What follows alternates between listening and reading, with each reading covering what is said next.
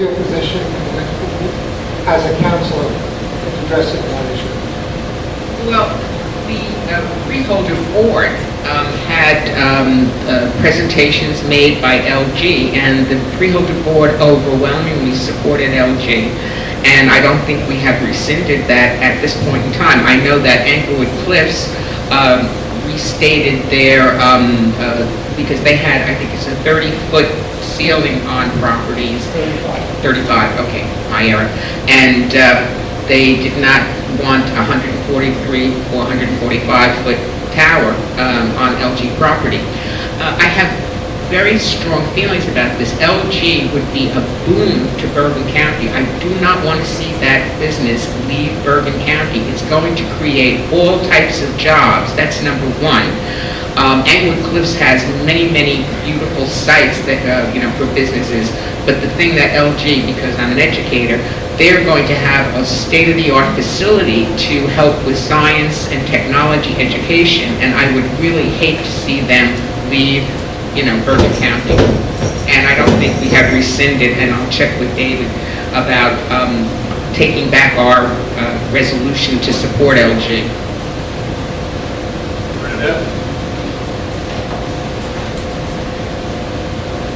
I live in a town that just had something similar. We had Valley Hospital that challenged our master plan and wanted to increase its size, height, width, and impact to the area.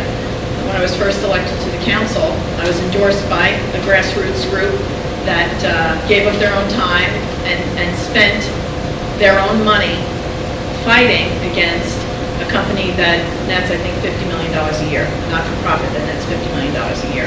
So I understand LG, and I understand that the impact that it could have on an area. I also understand that you need to have sensitivity, because although it is an inherent good, as she's saying, it is going to bring jobs to the area, there are people that live there, that have lived there for generations, that are going to be impacted by this.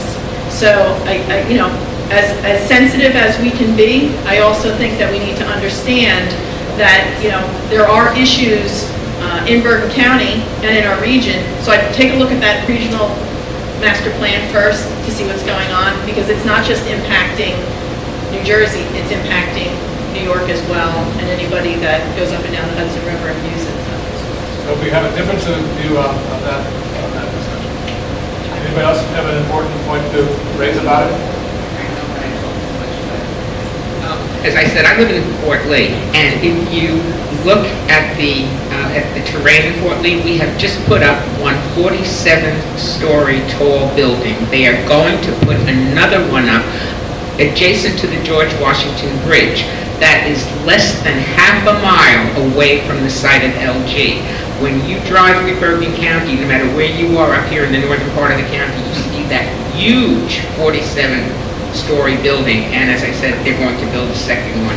So you see that. Howard? Well, we know that Joan lives in Fort Lee and that she's used to big towers. She's used to seeing all over town. Englewood Cliffs is a low-rise community. It's a totally different kind of place and has been for years. Now listen, I think that the involvement of the Freeholder Board goes back to the concept of the bully pulpit, either to encourage or discourage the activities that exist around it.